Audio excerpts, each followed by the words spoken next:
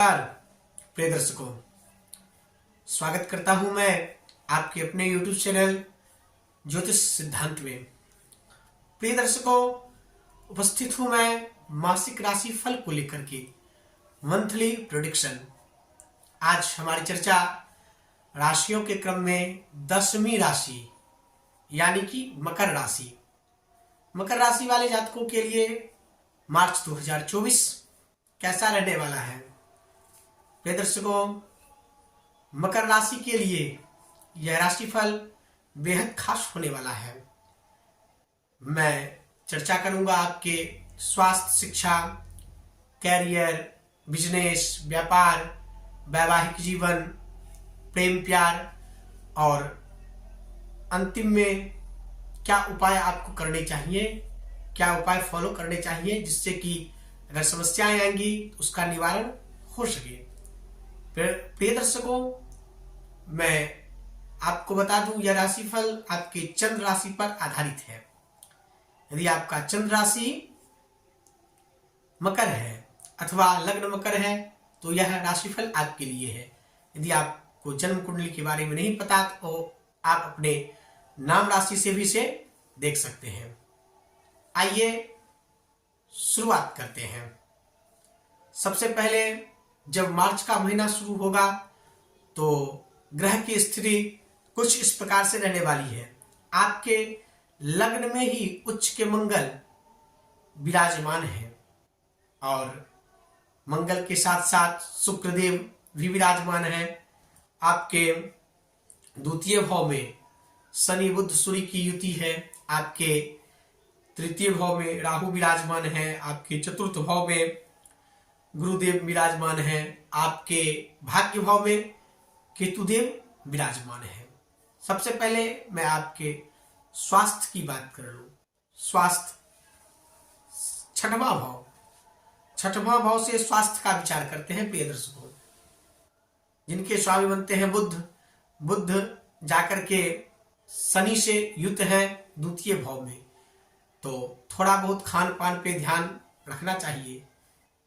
आपको खान पान पे ध्यान नहीं रखेंगे तो थोड़ी बहुत समस्याएं आ सकती हैं। वाणी पर नियंत्रण रखें। वैसे 7 मार्च के बाद बुधदेव अपना राशि परिवर्तन करके आपके तृतीय भाव में नीच के हो जाएंगे, तो इस समय आपको मार्च के महीने में थोड़ी बहुत स्वास्थ्य की समस्याएं रह सकती है। इम्यूनिटी सिस्टम आपका जो है वो बढ़ा रहेगा, क्योंकि मंगल उच्च के आपके लग्न में ही उपस्थित है। तो लग्न में उपस्थित मंगल आपको इम्यूनिटी ज्यादा प्रदान करेंगे। आप थोड़े गुस्सीले स्वभाव के रहेंगे। थोड़ी कार्य करने में जल्दी बनी रहेगी जिससे आपको नुकसान भी उठाने पड़ सकते हैं। लेकिन मंगल का आपके लग्न में होना बहुत अच्छा है। सफलता मिलेगी, हर एक क्षेत्र में सफलता मिलने के योग भी दिखाई दे रहे हैं।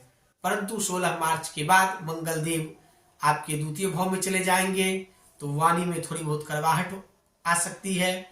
कुटुंबजनों से और अपने धन को लेकर के जो है वो बढ़ोतरी दिखाई दे रही है। कुटुंब से प्रेम प्यार बढ़ेगा।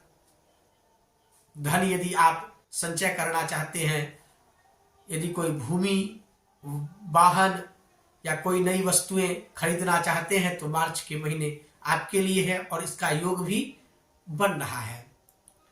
यदि आप विद्यार्थी वर्गों से आते हैं तो कैसी रहेगी आपकी पढ़ाई, तो पंचम भाव से विचार करते हैं आपके पढ़ाई की कैसी रहने वाली है। पंचमेश बनते हैं शुक्र, जो कि आपके लग्न में ही गोचर कर रहे हैं। तो 7 मार्च तक कहना ही क्या, शुक्र का जो है 7 मार्च तक आपके लग्न में ही गोचर रहेंगे। 7 मार्च के बाद आपके द्वितीय भाव में संचरण कर जाएंगे। तो पढ़ाई लिखाई के क्षेत्र में 7 मार्च तक बहुत अच्छा। 7 मार्च के बाद जो है द्वितीय भाव में चले जाएंगे, धन भाव में चले जाएंगे, तो थोड़ी बहुत सामान्य स्थिति बनेगी।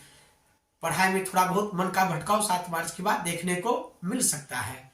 परंतु मंगल के होने से आपके लग्न में उत्तेजना तो लाएंगे ही और जब गोचर कर जाएंगे शुक्रदेव तो थोड़ी बहुत समस्या देखने को मिलेगी। यानी कि ऑल ओवर देखा जाए तो आधा मार्च यानी कि 16 मार्च के बाद आपका जो है पढ़ाई में थोड़ा बहुत मन भटकने वाला है।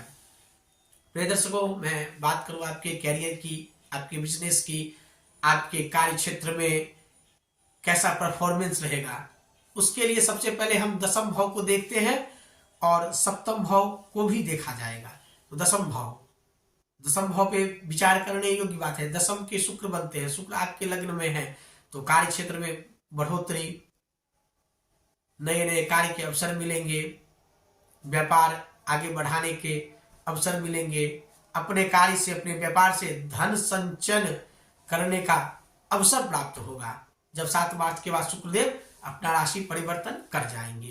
तो देखा जाए तो व्यापारी वर्गों के लिए और नौकरी पेशाओं के लिए बहुत अच्छा है, क्योंकि गुरुदेव आपके चतुर्थ भाव में गोचर कर रहे हैं और उनकी 7वीं दृष्टि आपके दसम भाव पे है। तो गुरु का साथ है और शुक्र की भी स्थिति बहुत अच्छी बन रही है।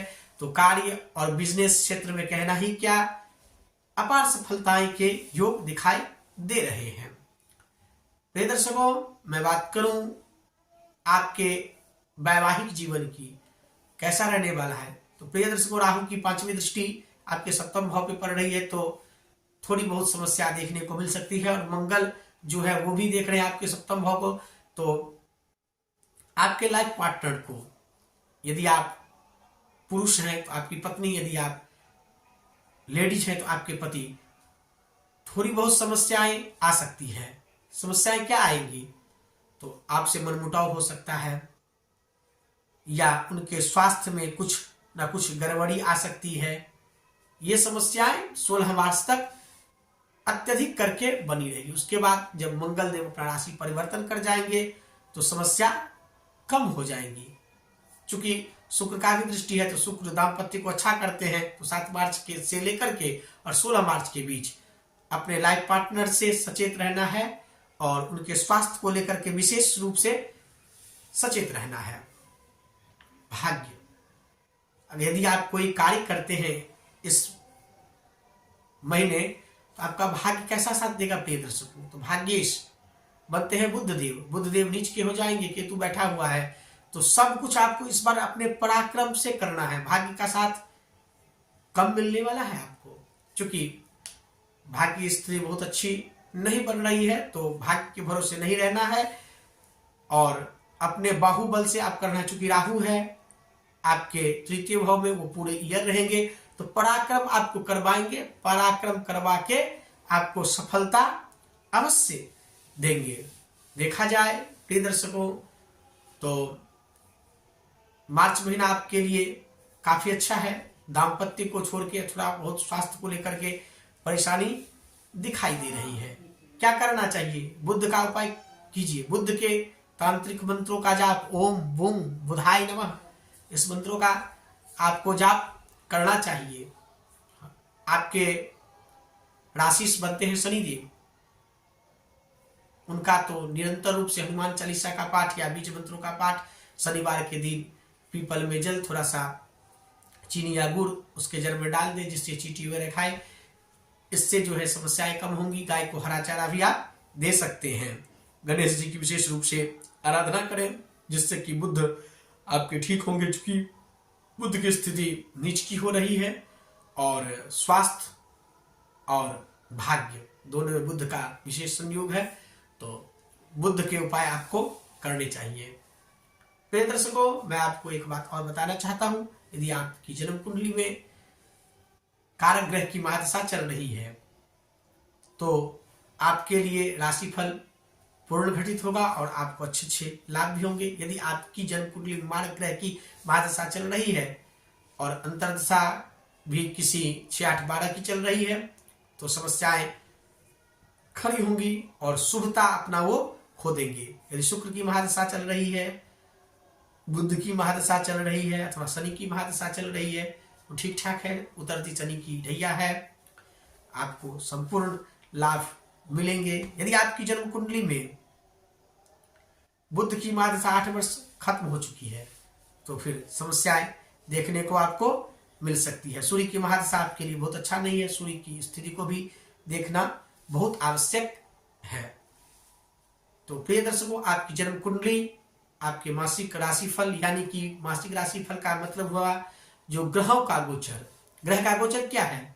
ग्रह का गोचर है जैसे कि मौसम, आते हैं जाते हैं, अपना प्रभाव दिखाते हैं, वैसे गोचर आता है जाता है और अपना प्रभाव दिखाता है। यदि आपका ग्रह अच्छा है तो गोचर भी आपको अच्छा फल देगा, अगर आपका ग्रह स्थिति अच्छा नहीं है तो गोचर आपको और बर्बाद करके चला जाएगा।